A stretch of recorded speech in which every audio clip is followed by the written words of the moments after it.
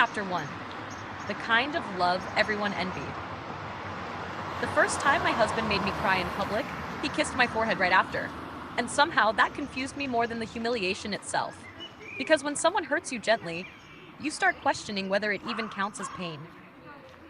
Everybody, please, let me say something. The ballroom quieted instantly. Crystal chandeliers glowed above hundreds of Lagos elites dressed in black silk and diamonds, their champagne glasses suspended midair as all eyes turned toward my husband, Ethan Cole, 36, tech investor, philanthropist, magazine favorite, the man people called the Prince of Victoria Island. And tonight, he looked directly at me like I was the only person in the room.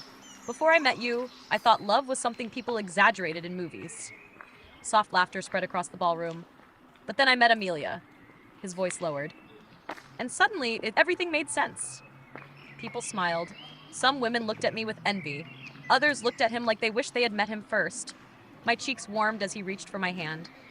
"My wife," he said softly. "The best thing that has ever happened to me." Applause erupted. Cameras flashed, and for a second, I believed every word. Because Ethan knew exactly how to make love feel cinematic. He leaned closer, brushing his thumb against my ring finger. "You will never suffer a day in your life again." The room melted. Everyone clapped harder. Someone yelled, "God, when?" Laughter exploded. Ethan smiled modestly, like a man embarrassed by how deeply he adored his wife. But his hand tightened slightly around mine. Just enough for me to notice, not enough for anyone else to see. "You're shaking," my friend Zara whispered later in the restroom. "I'm not." "You are." I laughed softly. "Too much champagne." "No," she said carefully. "You do that whenever he gives speeches about you." I turned toward the mirror. Perfect makeup, perfect dress, perfect wife. At least that's what everyone saw. "You know he worships you, right?" she teased. I smiled automatically. "Yeah?" But something about the word worship suddenly made my stomach feel strange. Because worship and possession sometimes look dangerously similar. When we got home, Ethan loosened his tie while walking through the penthouse. The city lights reflected against the glass walls around us. Everything about our life looked expensive, curated, untouchable. He poured himself whiskey. "You were quiet tonight?" "I was just tired." "You didn't enjoy the speech?" "I did." He studied me. Not aggressively. Worse. Carefully. Like he was searching for something hidden underneath my face. "You know I meant every word, right?" "I know." "Then why do you sound nervous?" There it was. That feeling again. Like every conversation had invisible traps buried underneath it. I forced a smile.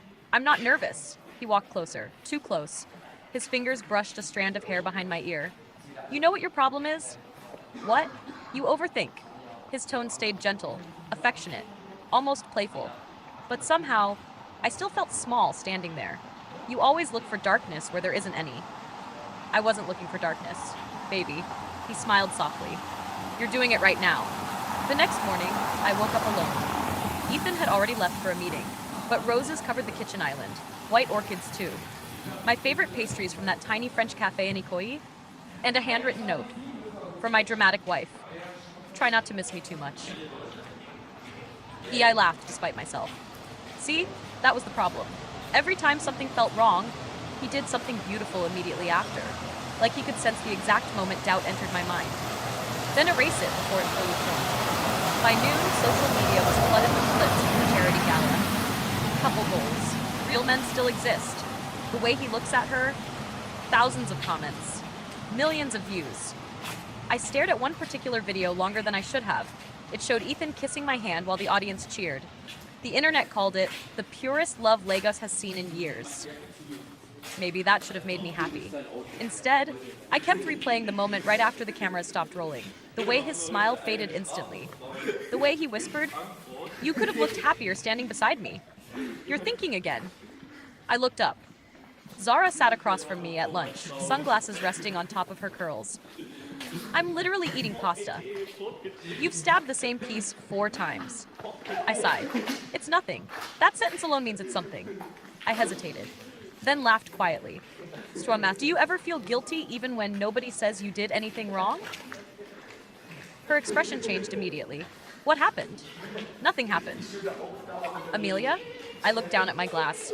"It's just sometimes Ethan gets weird." Weird how? I opened my mouth, closed it, because the truth sounded ridiculous once spoken out loud. He notices everything. That's bad? No, I mean everything. Like how long I look at people during conversations, how fast I reply to texts, who reacts to my Instagram stories, what tone I use when I say goodnight. Tiny things. Tiny, tiny things. Zara frowned. And that bothers you? It shouldn't. But it does. I stared outside the restaurant window. Traffic crawled through Lagos heat while street vendors knocked against tinted car windows. Normal life. Messy life. Free life. I think, I whispered slowly, I feel more relaxed when he's not around. The words shocked me the second they left my mouth. Zara didn't speak immediately. That scared me more.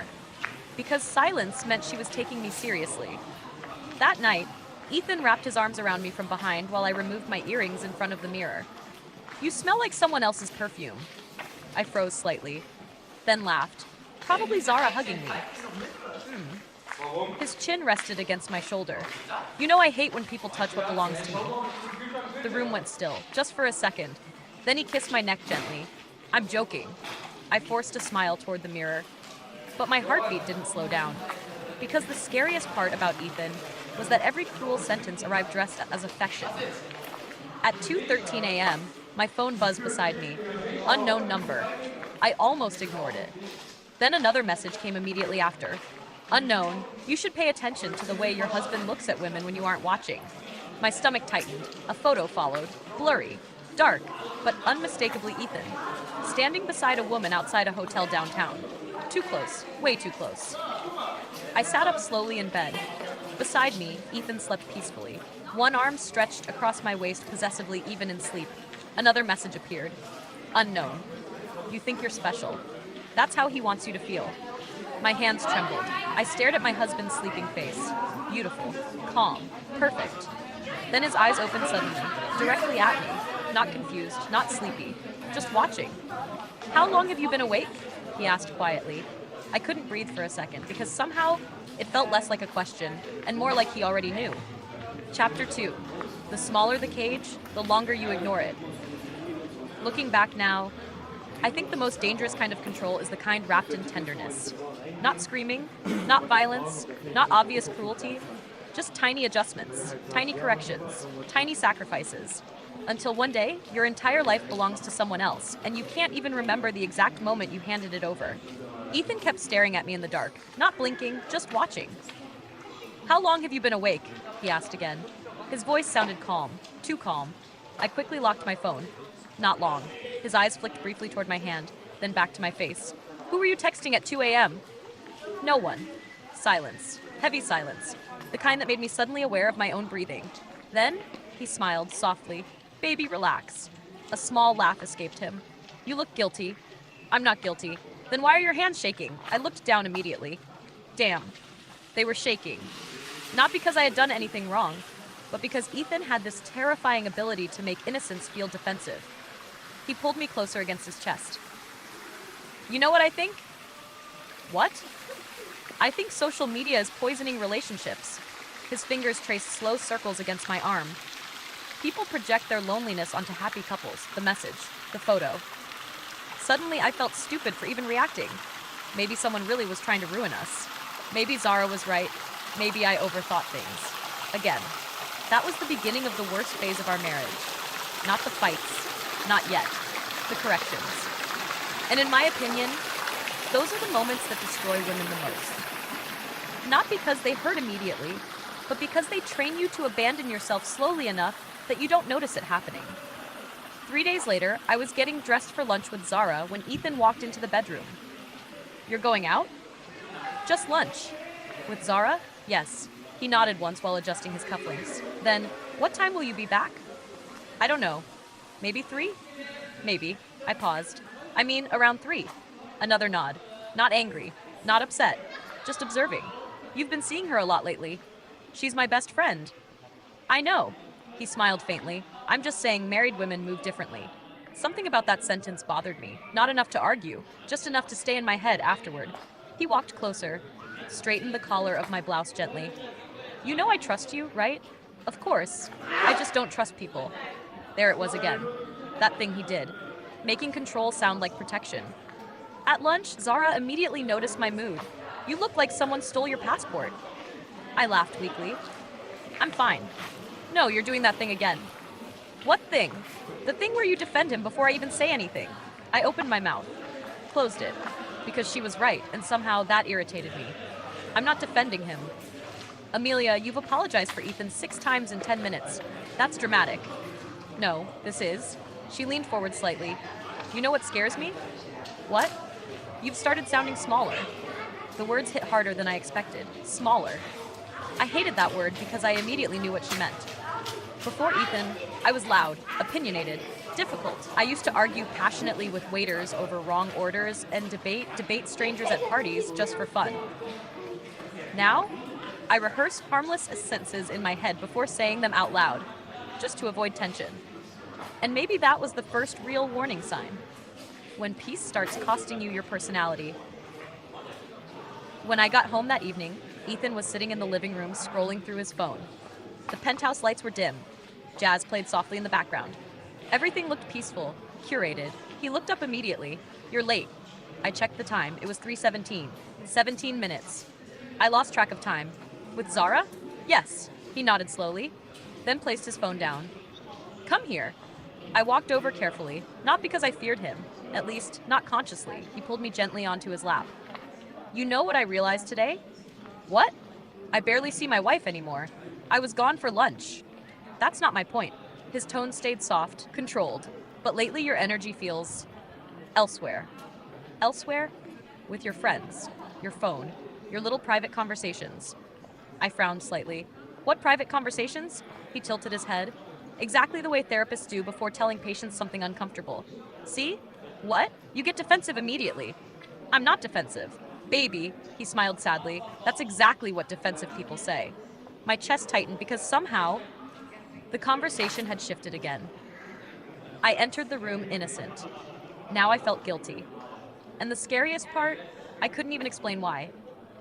Personally, I think manipulation becomes truly dangerous when the victim starts explaining the abuser to themselves better than the abuser ever could. That's when the psychological trap is complete.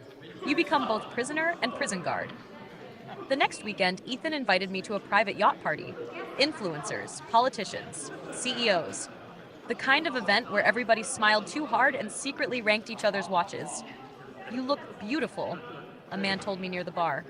Thank you, I replied politely. That should have been the end of it. Normal interaction. Human interaction. But the second we got into the car afterward, the atmosphere changed. Ethan stared out the window silently. Streetlights flashed across his face. Cold, sharp. You enjoyed that. My stomach dropped. What? The attention. He complimented my dress. And you smiled. I blinked slowly. Was I supposed to bark at him? Wrong answer. I knew it immediately. His jaw tightened. You think everything is a joke. No, Ethan. You know how men think. That doesn't mean I did anything wrong. He laughed once, short, empty. That's the problem, Amelia. His voice lowered. You still think this is about right and wrong. Silence filled the car. Then quietly, dangerously quietly, he added, it's about respect. That word, respect. Men like Ethan weaponize that word beautifully. Because society already teaches women that good wives must be soft, agreeable, understanding, accommodating. So by the time control arrives, it already sounds familiar. Almost romantic. That's why so many intelligent women stay in toxic relationships longer than people expect. Not because they're weak. Because the manipulation doesn't arrive looking like abuse. It arrives looking like love.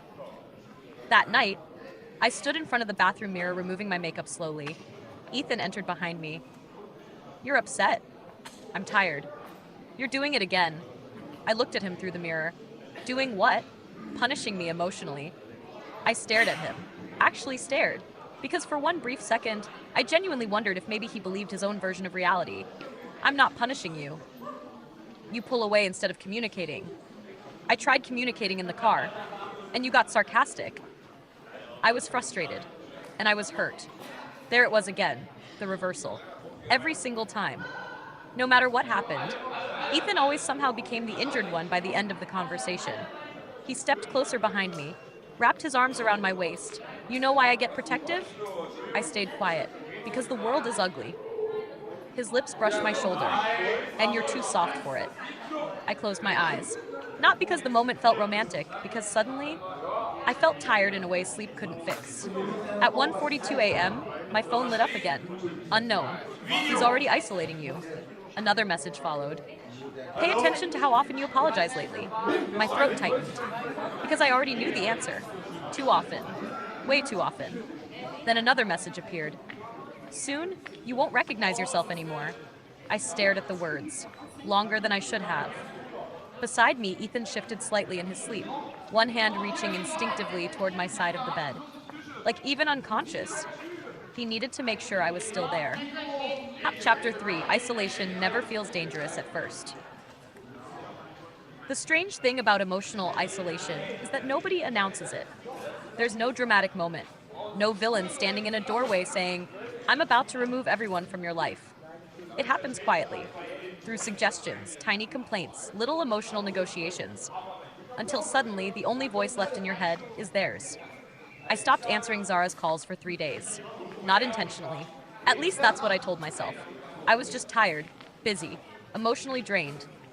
But deep down, I already knew the truth. Talking to her had started feeling dangerous. Not because of Zara, because every conversation with her eventually turned into a conversation about Ethan. And every conversation about Ethan somehow became a fight with Ethan later. Coincidence. That's what I kept calling it. Coincidence. You've been distant lately. Ethan said it casually while scrolling through emails at breakfast. Rain pressed softly against the penthouse windows. The city looked gray, heavy. I've just been tired. He took a sip of coffee. Then, Zara posted dinner last night. I looked up immediately. What? She tagged you in the comments. My stomach tightened. I didn't see it. I know. His tone stayed calm. Too calm. She seemed disappointed you canceled again. I wasn't feeling well.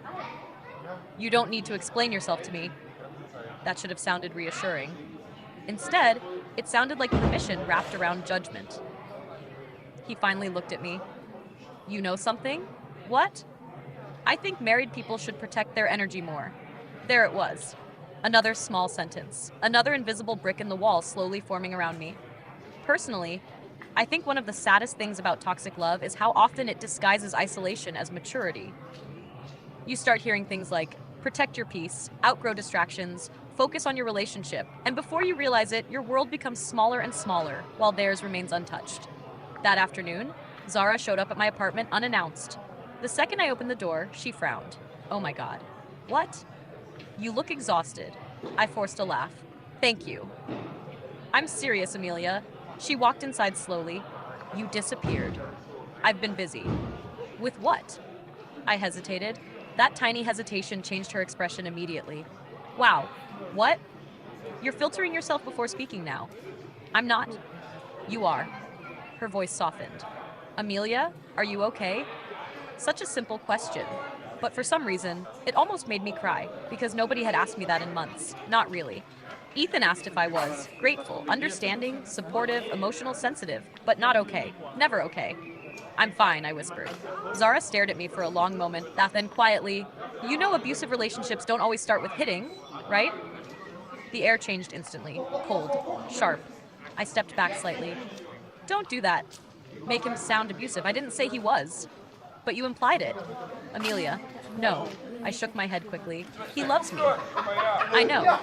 You don't understand him. Her eyes broke a little at that sentence, and I hated myself immediately for it. Because somewhere deep inside, I knew whose voice I sounded like. That night, Ethan came home carrying flowers, white roses, my favorites. You seem tense lately. His voice was warm, concerned. Perfect husband concerned. I'm okay. You sure? He stepped closer carefully, like approaching a frightened animal. Did something happen today? My heartbeat stumbled. Why? Your energy feels off. The scary part about Ethan was how observant he was. Nothing escaped him. Not moods, not pauses, not silence. Sometimes I genuinely wondered whether he monitored me emotionally the same way security cameras monitored buildings. Always watching. Always scanning for changes. No, I said carefully. Nothing happened. He studied me for a second too long, then smiled softly. Good. He kissed my forehead, but his next sentence landed like a knife hidden inside velvet. I don't like people filling your head with nonsense. I barely slept that night. Not because we fought, We didn't. That's what made it worse. No screaming, no chaos. Just psychological pressure so subtle it felt invisible, like drowning in clear water. You don't even realize you're suffocating until your lungs start begging for air. The next morning, I woke up to 23 missed calls from my mother. I called back immediately. Amelia! Her relief sounded dramatic enough to scare me. What happened? Nothing happened. Why? You haven't answered anybody for days. I frowned.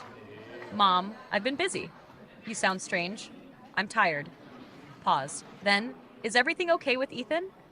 There it was again. That question. Why did everybody suddenly sound worried except me? Everything's fine? You sure? Yes. Good. Her tone softened immediately. You know how lucky you are, right? Lucky. That word again. I was starting to hate that word, because people only say women are lucky when the man is wealthy enough to hide the damage properly. 3 days later, Ethan invited me to dinner with his business partners. Luxury rooftop, soft violin music, perfect lighting, perfect smiles. One of the investors laughed during dessert. Ethan talks about his wife like she's oxygen. Everyone chuckled. Ethan reached for my hand immediately. She saved my life. The table melted. Women smiled at me with envy. Men nodded approvingly. And suddenly, I understood something horrifying. Public love can become a prison too. Because when the whole world believes your relationship is perfect, you start feeling guilty for noticing the cracks. You were quiet tonight, Ethan said it the second the elevator doors closed behind us back home. I was listening. You barely touched your food. I wasn't hungry. He loosened his tie slowly. Then, did I embarrass you somehow? I blinked. What? You looked uncomfortable when I spoke about you. No, I didn't. You did. Silence. Then softer. If loving you publicly embarrasses you, just say that. There it was again. The twist. Every conversation somehow curved back toward his pain, his disappointment, his hurt. I suddenly felt exhausted. I never said that. You didn't have to. That's not fair. His face hardened slightly. Not much. Just enough. Fair? A small laugh escaped him. You know what's unfair? He stepped closer. Loving someone completely while they constantly question your intentions. I'm not questioning your intentions. You are emotionally, even if you don't say it out loud. My throat tightened. Because honestly, I didn't even know what I believed anymore. Personally, I think that's the exact moment emotional manipulation becomes terrifying. Not when the victim believes the abuser, but when the victim no longer trusts themselves. That confusion, that constant mental fog, it destroys people quietly. At 11:48 p.m., my phone vibrated again. Unknown, ask him why his ex disappeared. My blood ran cold. Another message came instantly. Unknown, you think you're the first woman he made feel crazy? I stared at the screen, heart pounding. Beside me, Ethan exited the bathroom wearing a black silk robe. Relaxed, beautiful, dangerously calm. What are you looking at? I locked my phone too quickly. Nothing. Silence. Then slowly, he smiled. Baby. His voice was soft enough to sound loving, but my stomach dropped anyway. You've been hiding your phone a lot lately. Tarp Chapter 4. The day I realized love shouldn't feel like fear. You've been hiding your phone a lot lately. Ethan's voice stayed calm. That was always the terrifying part. Not yelling. Not rage. Calmness. The kind that made every room feel smaller. I swallowed carefully. I'm not hiding anything. Then show me. 3 words. Simple. Quiet, but my entire body tightened instantly, because deep down, I already knew this wasn't about trust anymore. It was about access, control, ownership. Ethan extended his hand slowly. Amelia. I stared at him, then at my phone, then back at him again. And for the first time since our marriage started falling apart, a thought entered my mind so clearly it almost scared me. Why am I afraid of my own husband? Personally, I think fear is the moment love officially begins to die. Not anger, not arguments. Fear. Because once your nervous system starts reacting to someone like danger, your soul already understands something your heart is still trying to deny. Why are you making this dramatic? His tone sharpened slightly. Tiny shift. Tiny crack. I'm not. You're acting like I asked for state secrets. It's private? Private? He laughed softly. That soft laugh again. The one that always came before emotional damage. We're married, Amelia. I handed him the phone. Not because I wanted to, because suddenly not handing it over felt more dangerous. Ethan scrolled silently, message after message, then his jaw tightened, just slightly. Who's this number? My throat dried instantly. I don't know. The person messaging you. I swear I don't know. He looked up slowly, and something in his eyes changed. Not explosive rage. Worse, disappointment. Cold disappointment. You've been discussing our marriage with strangers? I haven't. Then why would someone know enough to say these things? I don't know. Too loud. My voice came out too loud. Big mistake. Ethan stood slowly from the bed. You know something interesting? His voice lowered. The guilty always panic first. I'm not guilty. Then stop behaving like you are. He tossed the phone onto the mattress. Hard enough to scare me. Not hard enough to break it. Calculated. Everything about Ethan was calculated. The next morning he acted normal. That messed with me more than fighting would have. Breakfast, coffee, soft jazz, a kiss on my forehead before work. If someone had walked into our penthouse that morning, they would have called us perfect. And I think that's one of the cruelest parts of psychological abuse. The confusion. The emotional whiplash. One moment you're terrified, the next moment they're gentle again. So your brain keeps chasing the loving version of them like a gambler chasing a win. Honestly, I think that's why so many people stay too long. Not because they're blind. Because hope is addictive. Around noon, Zara called again. I almost ignored it, again. But this time, I answered. Finally. Her voice sounded exhausted. Are you okay? I don't know. Silence. Then softly, what happened? And suddenly, I started crying. Not elegant crying. Not movie crying. Ugly crying. The kind where your chest hurts and breathing becomes uneven. I think I'm losing my mind. No, you're not. He makes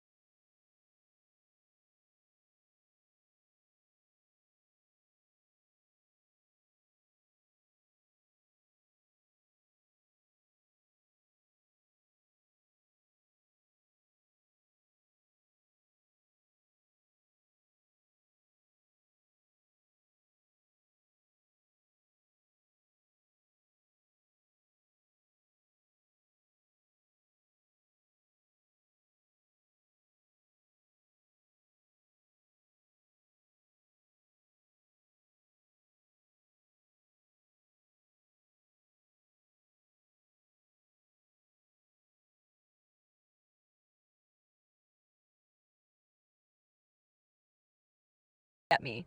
You've changed. The audacity of that sentence almost made me laugh. Me? Changed? I wanted to ask, what happens to a woman who spends months shrinking herself to survive someone else's emotions? But I said nothing, because silence had become survival. And that realization broke something inside me. I'm going to say something personal here.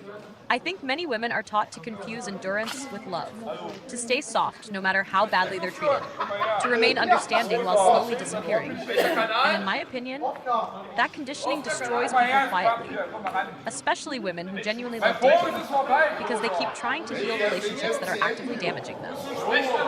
3 nights later, everything finally cracked. It started with something stupid. A charity dinner. A photograph. That's all. One photo. A reporter caught Ethan speaking to a female investor outside the venue. Nothing inappropriate. Nothing scandalous. But when I casually mentioned it in the car, his entire energy changed. You're jealous now? I was joking. No.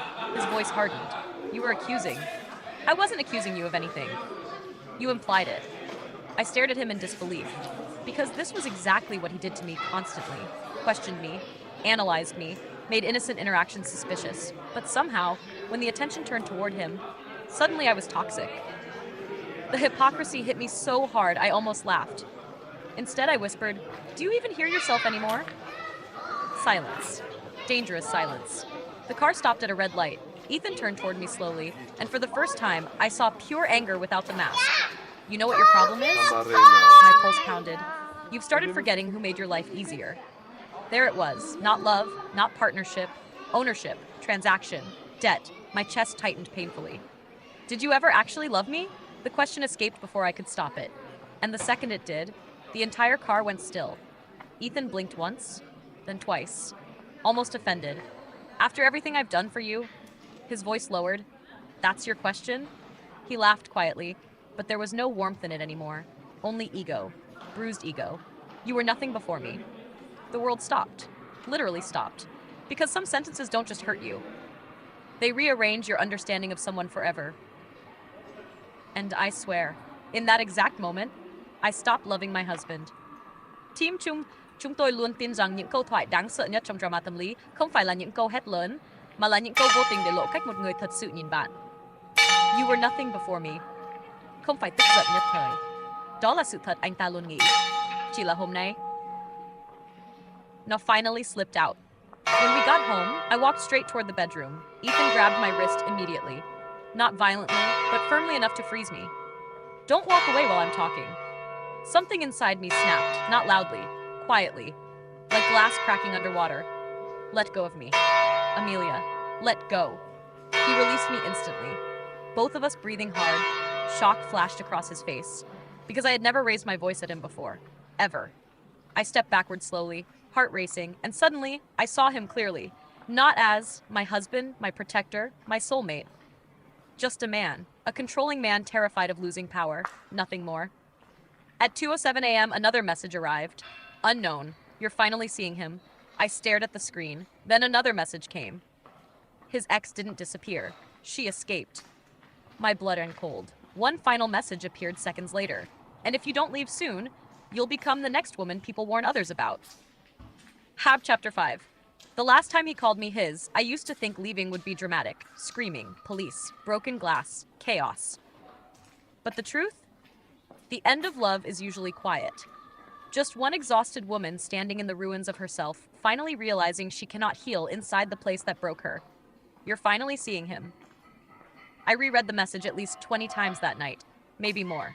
Beside me, Ethan slept peacefully. One arm stretched across the bed toward my side, like even unconscious. He needed proof I still belonged there. Belonged. That word made me feel sick now, because love should never feel like ownership. And yet, that's exactly what our marriage had become. A beautiful prison with ocean views and designer furniture. At 6:12 a.m., I made coffee with shaking hands. The penthouse was silent except for rain tapping softly against the windows. Lagos looked blurred beneath the storm. Gray sky, gray buildings, gray marriage.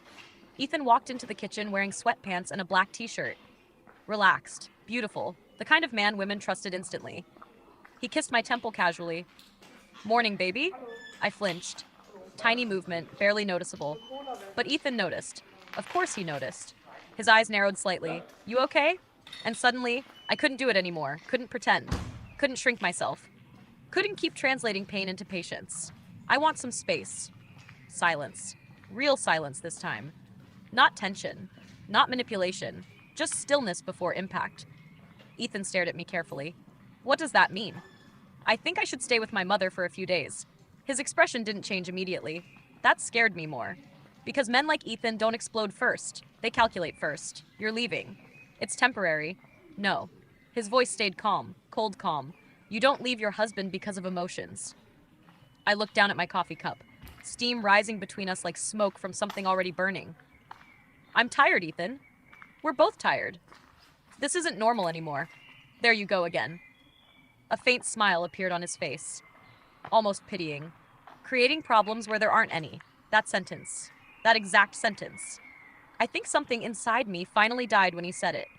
Because after months of confusion, I suddenly saw everything clearly. Every fear, every apology, every sleepless night. Reduced to, you're imagining things.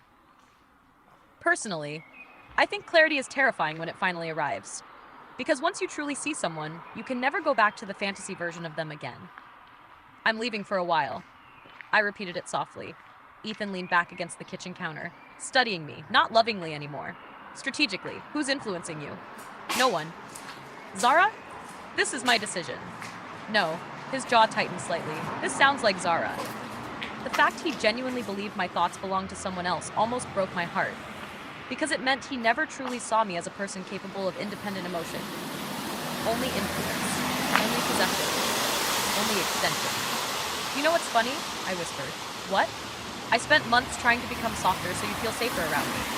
Ethan's face hardened. And somehow, the smaller I became, the more control you wanted. Silence. Heavy silence. Then finally, his mask slipped completely. You think life outside this house is easy? I blinked slowly. There it is. What? The threat. I'm being realistic. No. I shook my head carefully. You're being cruel. His laugh this time sounded sharp. Disappointed, you've become unbelievably ungrateful. Ungrateful. Another word abusive people love. Because if they provide enough luxury, they think it should cancel out emotional damage. But trauma inside a mansion is still trauma. Fear in designer clothes is still fear. By noon, I had packed one suitcase. Just one. Funny how an entire marriage can collapse into one suitcase. Ethan watched silently from the bedroom doorway. You're really doing this? Yes. For her? For me. That answer hit him harder than shouting ever could. Because narcissists can survive anger. What they can't survive is losing control of the narrative. When I walked toward the front door, he finally snapped. Not screaming, not violence. Worse. Desperation. You walk out that door and everything changes. I stopped, heart pounding.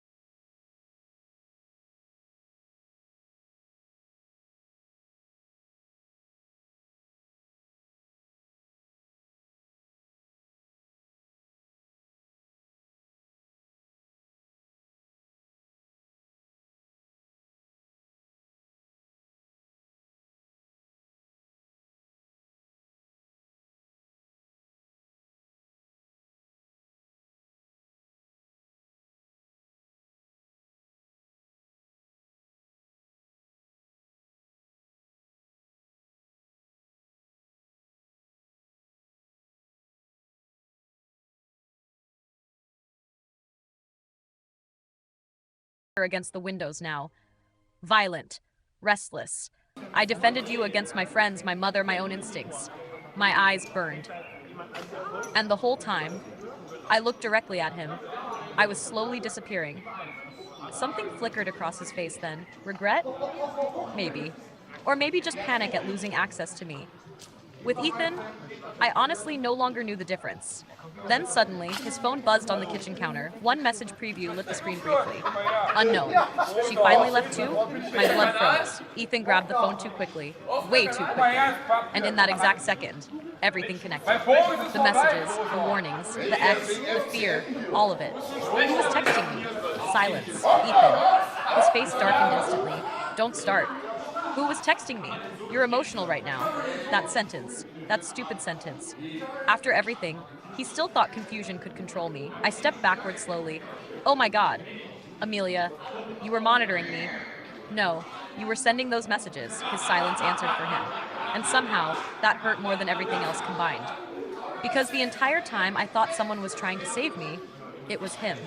Manipulating both sides of my reality. Controlling fear itself. I felt physically sick. You wanted me paranoid. I wanted you alert. You wanted me isolated. I wanted you protected. No. Tears finally spilled down my face. You wanted me dependent. Personally, I think the most horrifying thing about manipulative people is not that they lie. It's that eventually, they start believing their control is love. You need help. The words left my mouth before I could stop them.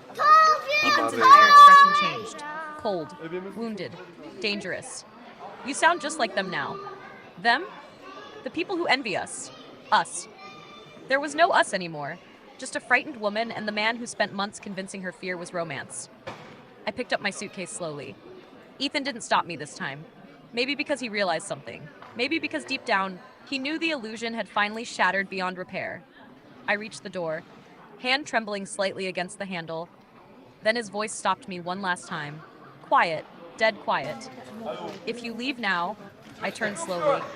Ethan stared at me from across the penthouse, eyes dark, empty. Don't expect the world to believe you. And somehow that sentence scared me more than anything he had ever said before. Because for the first time, I realized this was never just about escaping my husband. It was about surviving the story he would tell after I was gone.